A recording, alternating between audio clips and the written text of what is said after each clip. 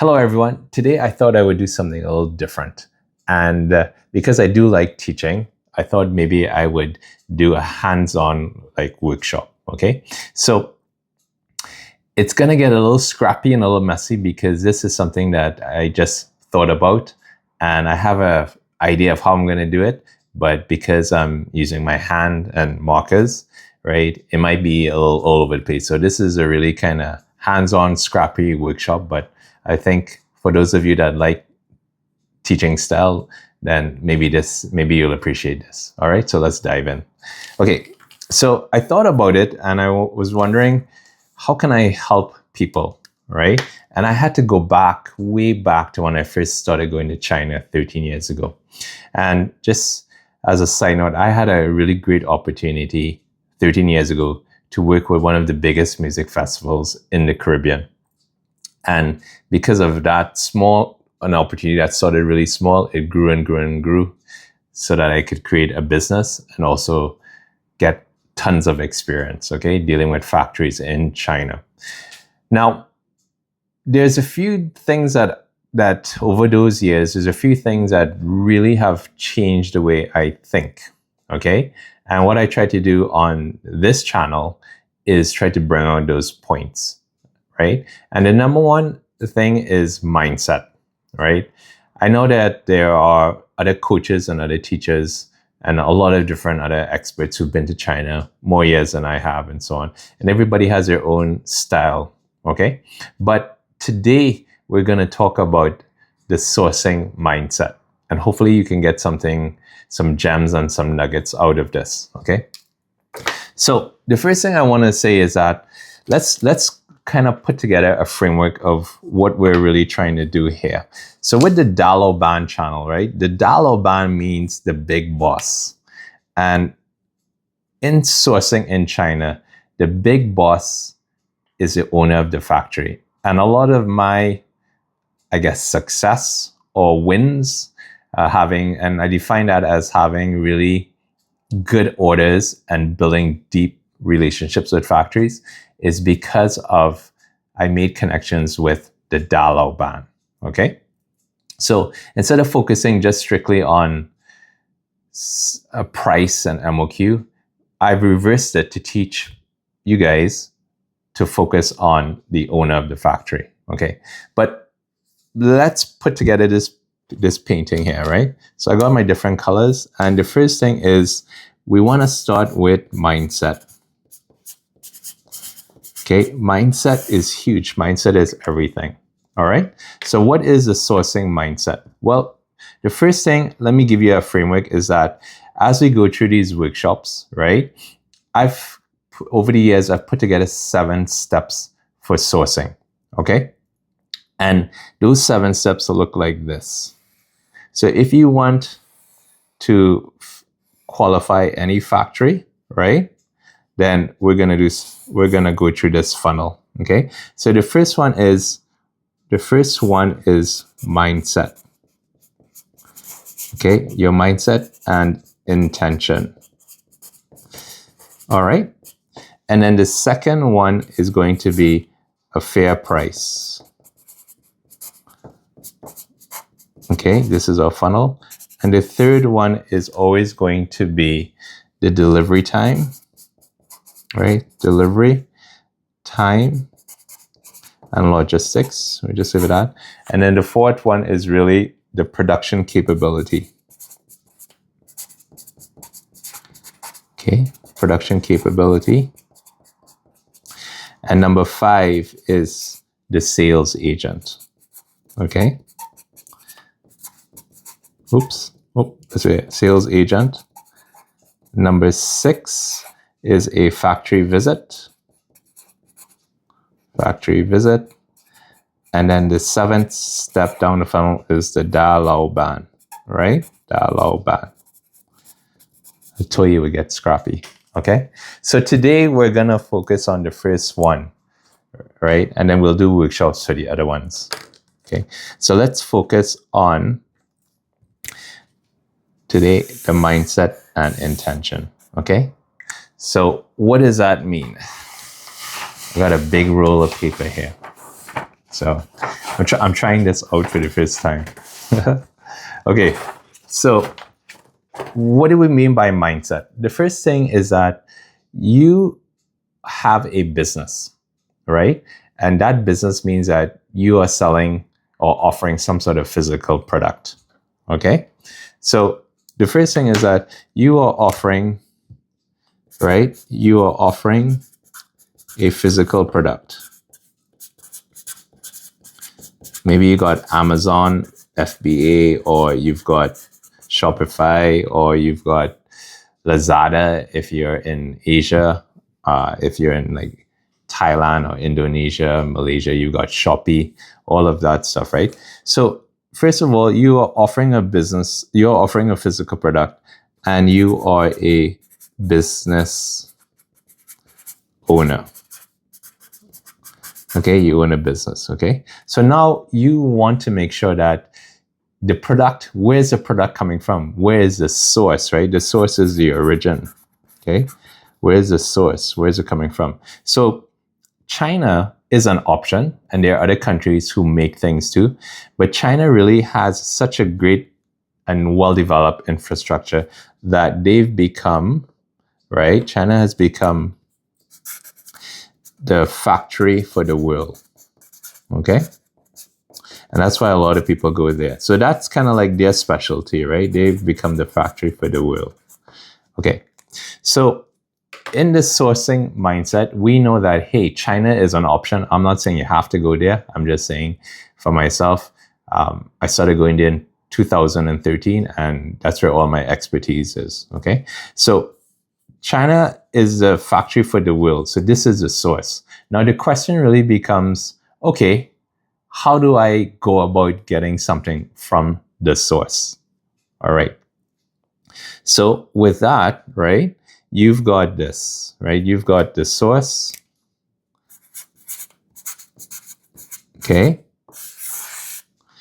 And how do I go about getting it? So one path is going to be like this, right? One path is going to be, one is I buy from the factory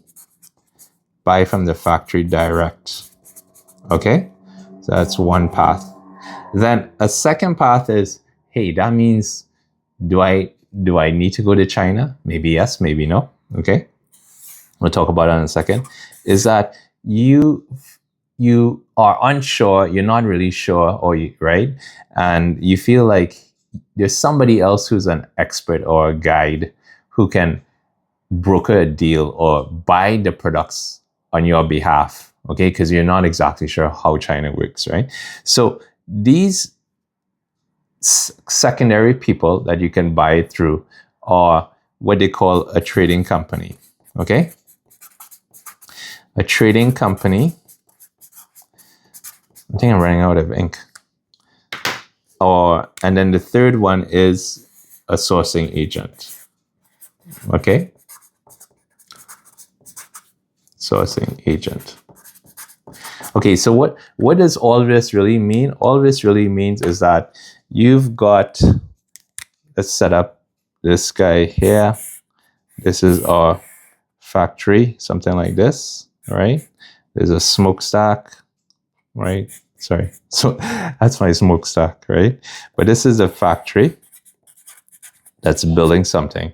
And then you've got yourself, who is, let's say you are the buyer.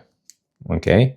So I'm going to put you are the buyer / business owner, right? Okay. So this is the factory. This is the buyer. Okay. And one path we said is to go direct. So you can actually go direct to the factory like this. But the alternative, right? So this would be number one. Okay, this is number one. But the alternative really is that you can then have somebody in the middle, right? And in this box, let's put it as a triangle. That might be easier. And in this triangle, you've got a trading company, TC, or a sourcing agent. Okay? And so the way it flows is that it's going to flow from, you can go this way, right? And then the trading company goes this way, okay? So this here would be number 2/3, okay? Hope that makes sense. Now, what's the difference? The difference here is that usually a trading company does not own the factory, okay? They are just trading. They go to the factory, they know the factory, right? And they can broker the deal, okay? Why is that? Because many factories don't speak English. Many factories only focus on producing, right? And they rely on other people to bring sales to the factory. And so there is room for different people in different sort of spaces, right? So a trading company says, hey, I don't produce, I don't have machines, okay? But I know I have connections. I've got a network of different factories. And if you want, I'll figure out who's the best factory for you. And then you give me all your specifications or your deals, and I will give you a quotation that it will cost X amount of dollars to produce this part, depending on the quantity that you want, okay? So the sourcing agent now works on the same way. Usually the difference is only that the trading company is a company of more than one person. The sourcing agent is usually just one person, okay? But a trading company could also be one person too, and they just got a business name, right? So trading companies could have one person or more than one person. A sourcing agent is usually one person. Now, so we understand that. Let's roll again, okay? So now, what's important to understand is this. Some factories, right, are also trading companies, okay? And what does that mean, right? So let's go into trading companies. Trading companies. Okay, so we said that a trading company could just be, right, the middle guy, the middle person, right, slash broker. Okay, that's a trading company. And maybe they don't have a connection to the family, to the factory, or maybe they do have, right? So sometimes they are separate, okay? They are separate to the factory, all right? And then sometimes the factory opens their own trading company, okay? Why is that? Because the factory says, hey, you know what? I want to sell products to, let's say, the overseas market, or in China, they say the foreign market, to America, Canada, Australia, Western countries, Africa, India, whatever. So they know that instead of paying the commission of a trading company, right? So the trading company historically will say, okay, I can buy, let's say, a mouse, okay? I'm going to buy, you, the buyer, you're interested in developing a brand with a mouse, like a computer mouse. And the trading company says, yes, I know lots of mouse and electronic factories in Shenzhen, and I'm going to contact them, right? Okay. So then the factory might say to the trading company, hey, I'm going to sell you this for, example, $5. And the trading company says that, I'm going to put a percentage or a markup on it. So my percentage or markup is going to be, I don't know, whatever the percentage is, 5%, 10%, 20%, right? Depends on each company. So you, the buyer, you will end up paying, let's say it's 10%, right? So you, the buyer, are going to end up paying 5 times 10%, $5.50, right? So that 50 cents is additional profit that the original trading company is sort of giving up, right? So what needs to happen is that now the trading company says, hey, I want to capitalize on all of that. I want more of the market share. And they open their own trading company. So in China, sometimes you will ask them, are you a factory or trading company? And they will say, we are a trading company. They'll say, we are a trading company with our own factory, right? With our own factory. Okay? Now, because I've been doing this for a while, sometimes, to be honest with you, unless you actually go and visit the factory, right, it gets really not complicated, but complicated. Because what happens is that China is a network, and it's everything's intertwined, right? And it's a really massive ecosystem of people at all different levels supporting a factory. Okay, so this is true. They could be the factory that has their own office as a trading company, or sometimes the trading company with our own factory means that they are also independent, right? So it goes back to this one here, right? That's the one with the asterisk. It goes back, they don't have the factory, but they've had a long-term cooperation with a trading company, with a factory, right? So the trading company has had a long-term cooperation with the factory. When I say that, I mean 10 plus years. So essentially, they become the trading company without the factory, right? The traditional one. They become like the sales office for the factory. Okay, so instead of the factory having their own sales agents, the trading company becomes the sales company for them. Okay, so I hope that helps with the mindset of what is a trading company. Okay, now here's the thing, right? Trading companies get a bad rap. And the reason why they get a bad rap is that because people say, oh, I'm not dealing with the factory direct, and so they are charging me a lot more money, okay? Or something like that. Or, oh, I went to a trading company and the quality wasn't good, right? So let's go through this now. Let's go through this. How about we go through some of the pros, right? The pros and then cons, right? So some of the pros is that a trading company, right? Trading company, CEO, has years of cooperation, years of partnership, right? Partnership with the factory, right? So let's say 10 plus years, okay? So they've got a really good history. So now that trading company, right, they specialize in that niche, right? So now they are, let's say, specialized, right? Okay, so they specialize in a niche, okay? So that means now that they can offer you a better price point. A better price point because of the history of it, and also because they can group orders, okay?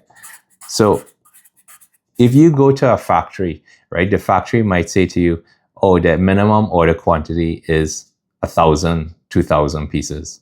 But a trading company say, it's okay, we can do it for you for 100 pieces. Why? Because they already have that history, that relationship. Okay, so those are some of the pros. They got years of partnership, they can give you a better price point, and they have relationships and networks. Okay, networks. Okay, that's some of the pros. What are some of the cons of a trading company? It's the opposite. Let's slide this down. All right.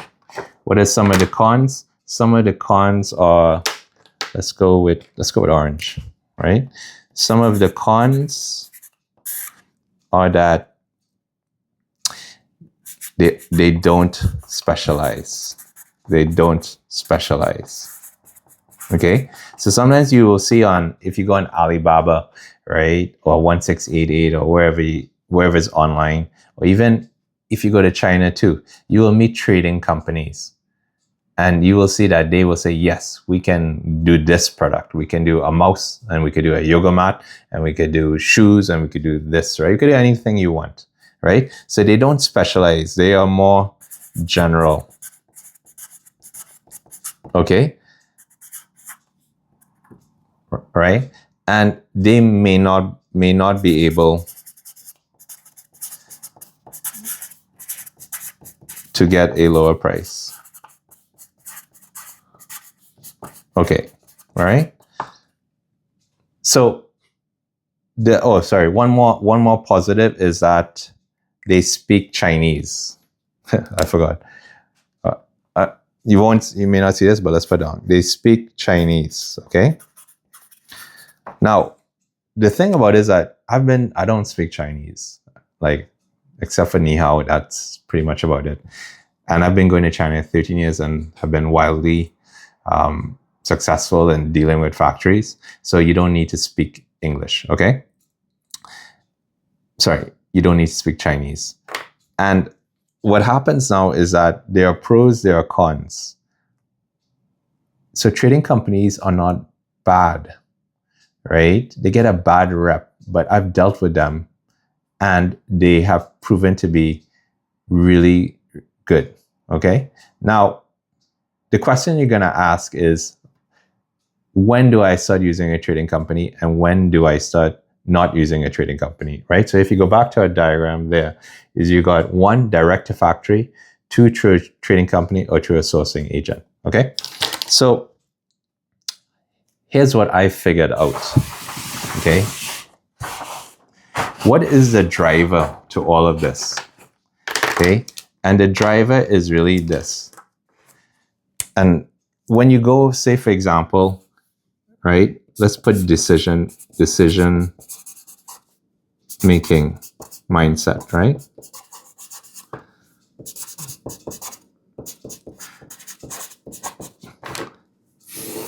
Right? In this industry, what you hear a lot of are two things. What is the price? What is the MOQ? What is the price? What is the MOQ? All right? So it seems a lot that people think that the cheapest price, okay, or I'm going to put lowest, because cheapest doesn't necessarily, it has that connotation that it's inferior quality, right? So cheapest or lowest price, right, is good, okay? And then a low MOQ is good, right? Because now what happened when I first started going to China, the MOQ was like 3,000 pieces, 2,000, 3,000. I was just, whoa. If you're trying to start a small business and test the market, there's no way you're going to spend 3,000 because you don't know if it's going to sell or not. And then when Amazon FBA came around, the industry was forced to change, right?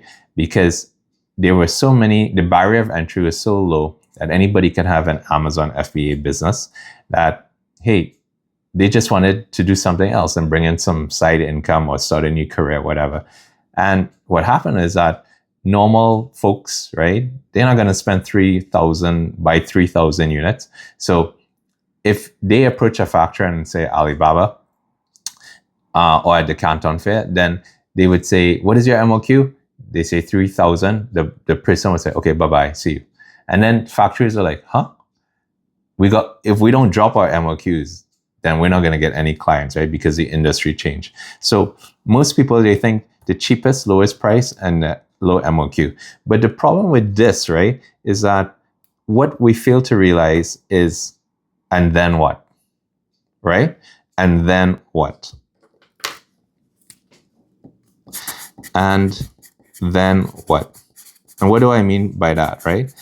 Because, and then what? It just means that, hey, you look at the price and MOQ as, wow, that's a good price. I could take that to market and be competitive, right? If I could shave off $1, then I can sell it for $1 less. People would buy it on Amazon, and then my velocity and rankings go up, and I'll be in the top half, right? The top pool. But remember that everything comes with, what did my dad say? Everything comes with a trade-off, right? Dad used to say, that cheap things are not good and good things are not cheap, right? So everything comes with a trade-off. So the question is, what are you trading off? If you always go with the lowest price, what are you trading off? Okay. Now, if your mindset is, I don't care about quality, I don't care about anything, my market doesn't care about that. They just want a product that serves a function. Like you just want a mouse and you don't care if the mouse needs recharging every 20 minutes. You just need a mouse and you just want the cheapest mouse. Okay, good. You've got your mindset.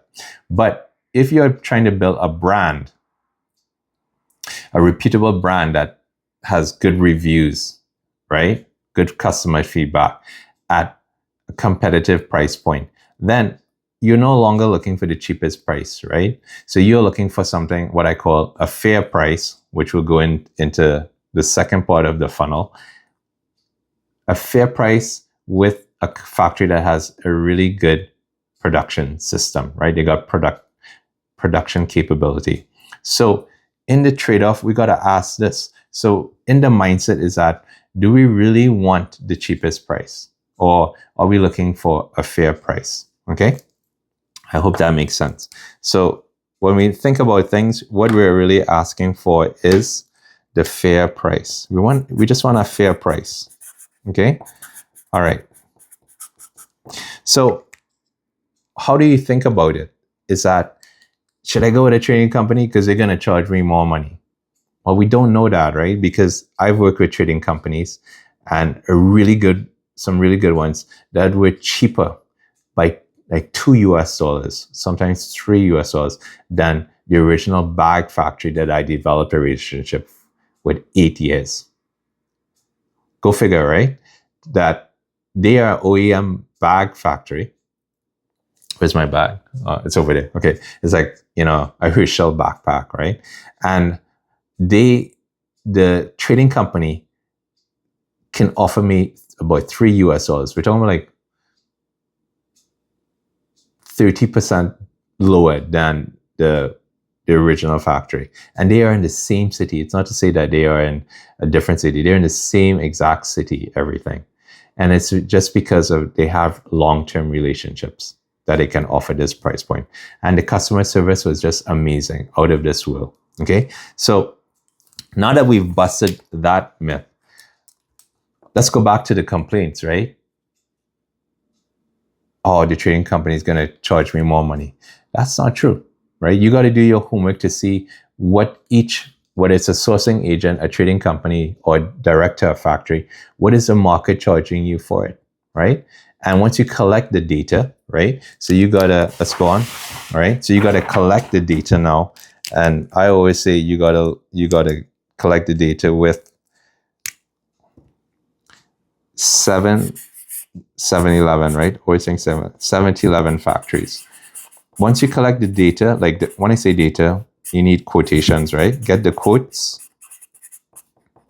from 7-Eleven factories. Then you will know whether your trading company is too high, in the middle, or too low, right? Because a trading company is just another supplier, right? It's just another person who can provide you with the service, okay? So this one here is to see whether it is a fair price, because not all factories will give you a cheaper price than a trading company or a sourcing agent, okay? The second thing to that is, this is the big one, production capability. So a lot of people, when you read online and comments, they say, hey, you know what? I went through the trading company and it was not good because, I got back all of these problems and so on. Okay. It's better to go with a factory. What I can tell you right now is that it does not depend on a factory, because I've worked with factories that produce some, you follow me? And we probably wouldn't deal with them again. And I've dealt with trading companies like, wow, let's deal with those guys, right? So what we're looking at here is the production capability.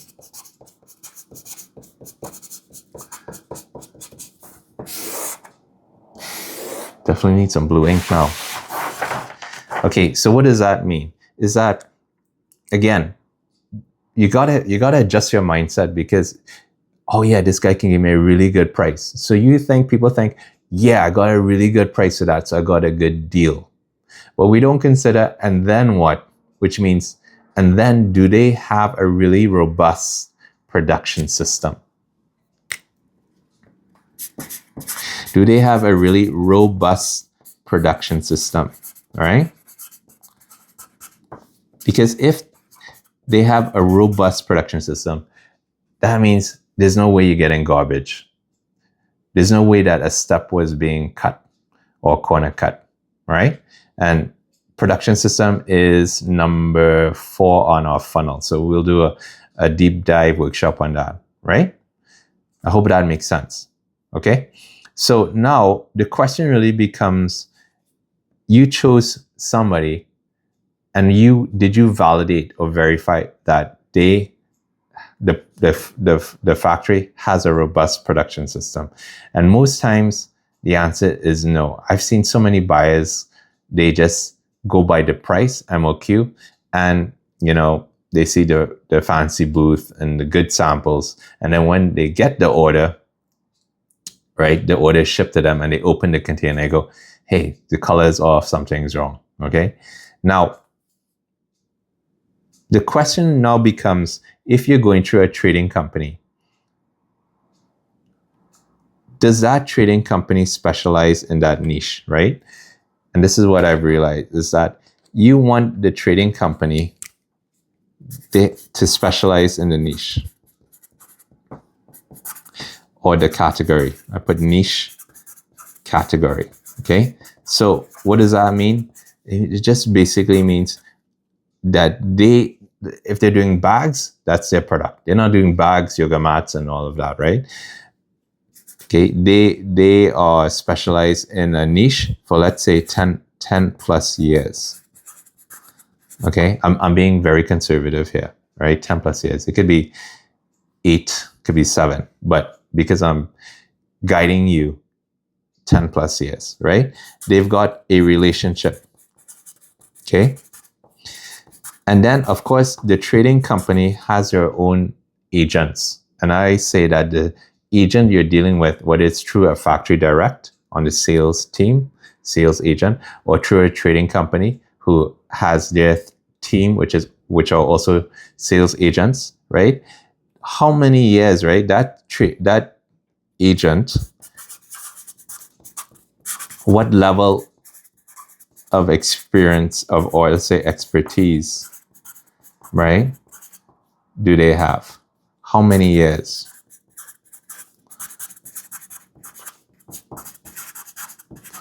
Right? Makes sense? Because if you deal with a trading company or sourcing agent and they have worked with these factories for years, and that's what they know. They're experts. They're like a surgeon or orthopedic surgeon who is going to diagnose your knee if you got a torn ACL or something like that, right? You don't want a general doctor. You don't want a pediatrician. You want an orthopedic surgeon who specializes in joints. And maybe there are ones who only do knees, and there are ones who only do elbows. You want the knee doctor if you got a knee injury, right? You want a trading company who specializes in shoes if you're doing shoes. You want one who specializes in, let's say you're doing Bluetooth headphones. They specialize in electronics, Bluetooth headphones, right? TV monitors and screens are different than headphones. I know they sound the same, but we're trying to make sure we have alignment. Why? Because you don't want to receive a container full of goods or an order. It doesn't have to be a container. It could even be you did a small order of 200 pieces, but you don't want to receive goods that were not to your requirements. Okay? So when I choose a trading company, I choose the one or sourcing agent. I ask them a series of questions, and I ask them and I make sure that they are in that niche and specialize in that niche. Okay? And that their sales agents, here's another one, right? Are close, the sales agent is close to the factory. Okay? Not like say for example, the factory is in Guangzhou and this trading company is in Shanghai, right? So by plane, that's like 2.5 hours, right? That's far, because nobody's going to take a plane just to go and inspect a factory unless they are willing to pay and bear the cost themselves, right? So you want to make sure that that trading company is very close to the factory. And when I like within an hour's drive or half an hour's drive, because when problems happen, and they will always happen, is that your sales agent could go straight to the factory floor and talk to the engineers of the factory and diagnose the problem. You want your sales agent to be a problem solver. Okay? Not a messenger. Okay? A problem solver, not a messenger. Right? So when you look at it, you have to look at and then what? To complete the picture. And once you do that, you develop the mindset that, hey, a trading company is not bad if they specialize in this, years of experience. The agents know what they're doing, right? And also, they are in close proximity to production. And the reverse is true. If they're not, they're just a messenger. They're just saying, hey, how's production going? And taking that information and sending it back to you, right? The trading companies that we deal with, they're really hands-on, right? Their office is in Xiamen, right? Which is in Fujian province. And the factory is in Chenzhou, which is known for bags, right? It's a hub for bags. And the drive is about 45 minutes by highway. And when we go there, the sales agent that I deal with, some of them are sleeping in the factory just to complete your order, right? So they are very professional trading companies or sourcing agents that take their responsibility serious, because they know that they want business. So a first order means nothing if you're not going to give them a repeat order, right? Your real customers when you give them repeat orders. That's when you have a real customer. If you just do one order, it's not going anywhere, okay? So I hope that answers that question of whether you should go with a trading company or a sourcing agent based on these criteria, okay? Because let's review. Price, who's going to give it cheaper? You got to get quotations, right? And then what? You got to make sure that the trading company you use has all of this expertise in them. And then I would feel confident to go ahead and use them, okay? Now, when should you go to the factory direct? Okay, well,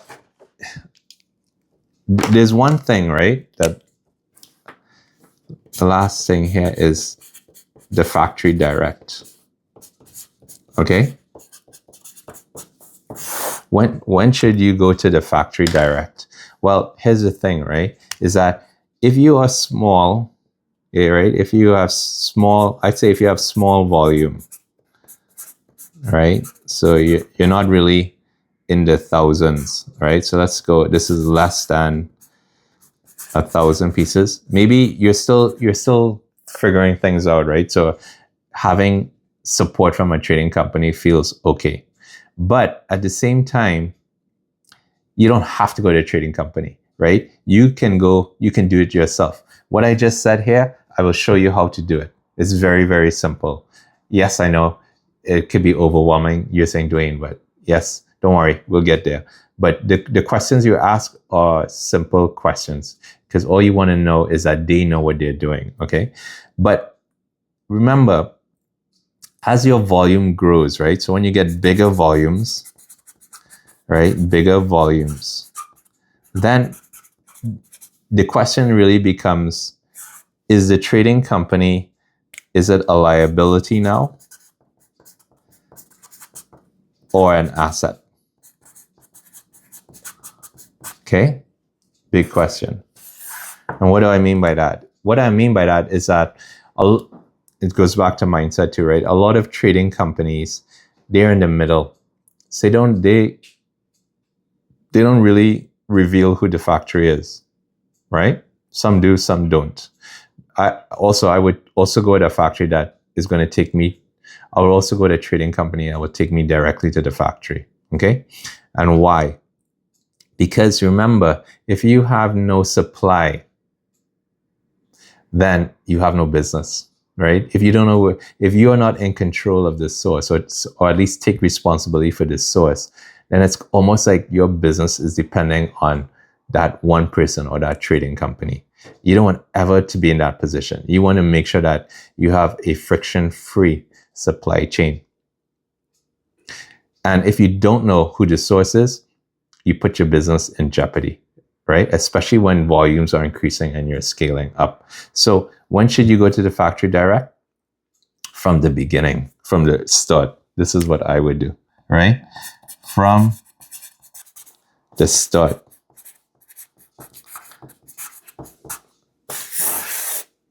Okay? Because you're a business owner, so you're anticipating growth. And in the beginning, yes, I understand you're testing it out. All right, so maybe you want to test it out, but as you see some traction, you probably want to go to China and start developing your own relationships. Okay, why? Because from the start, what happens is this.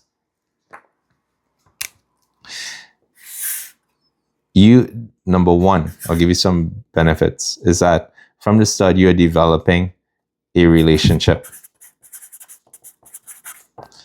And if two people develop a relationship and they grow together, it's very powerful, right? So you are growing together.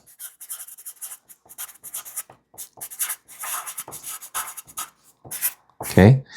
A second reason is that you know the pricing.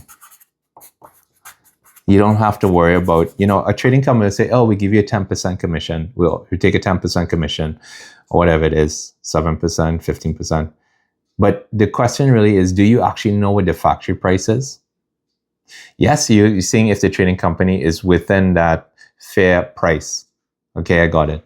But if your volume is in the thousands and you can reduce your costs, how do you know what the real factory price is? The only way is if you ask the factory direct. But if you're dealing with a trading company, maybe they will tell you, maybe not. It depends on the relationship. But when you go straight to a factory, you know the pricing, right? And then you can also, right, as the relationship grows, you can also, okay, let's put it as number 3. As the relationship grows, right, you can set the terms of payment, right? Because discussing the unit price is one thing, right? Saying, okay, yes, I got a good deal. This is $1 instead of $2.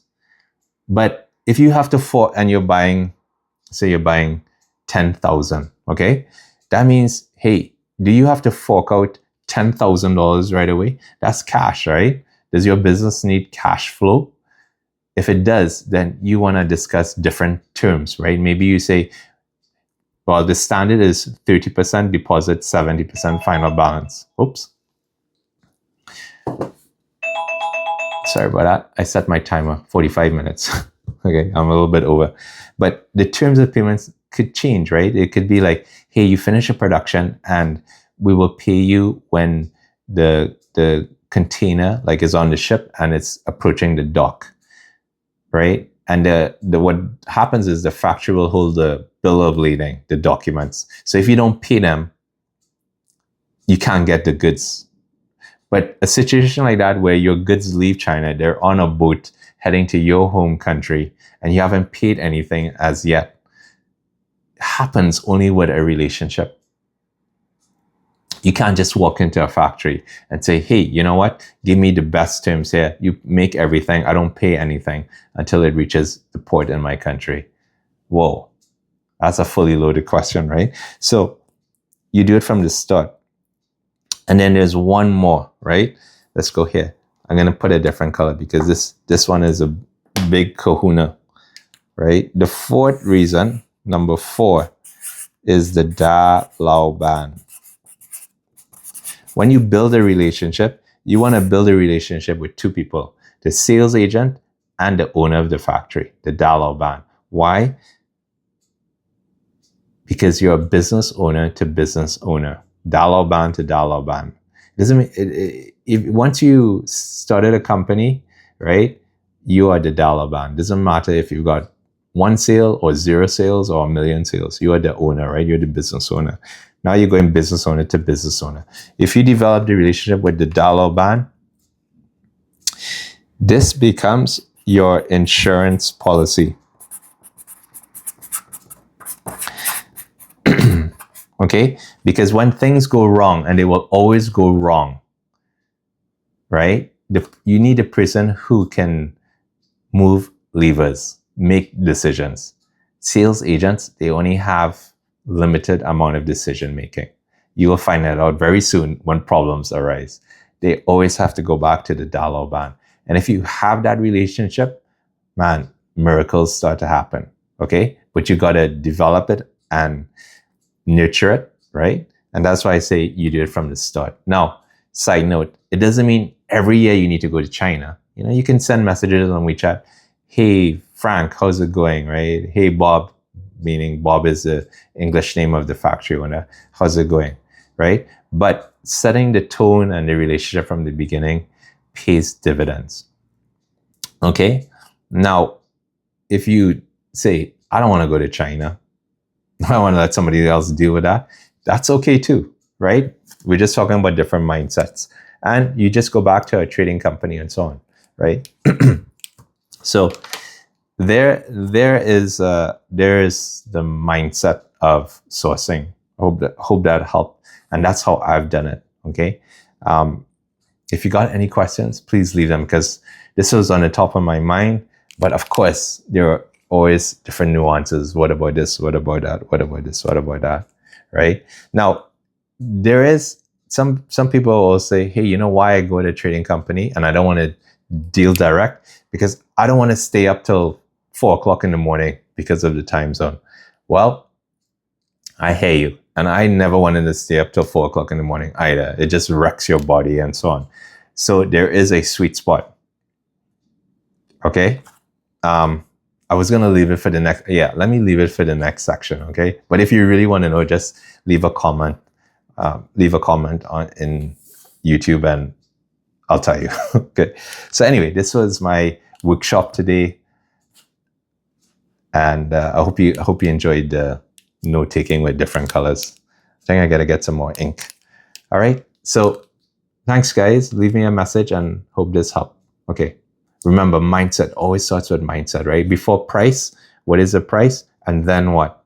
Before, after MOQ, and then what, right? But if you ask me, the production capability comes first, because price has a trade-off. So maybe with a really good factory, you pay a slightly higher price, okay? But you can sleep well at night. So is it worth it to have a good sleep for the next 6 months? Because, you know, it takes 2 months to produce, maybe 1 month to ship, and then gets to market, all that stuff. With that confidence, and you've paid 20 cents more per piece, whatever it is, right? Maybe, maybe not, I don't know. But for me, the confidence that I chose a factory that was professional and capable, not the best looking factory. Some of them are really disorganized, but they do really good work, right?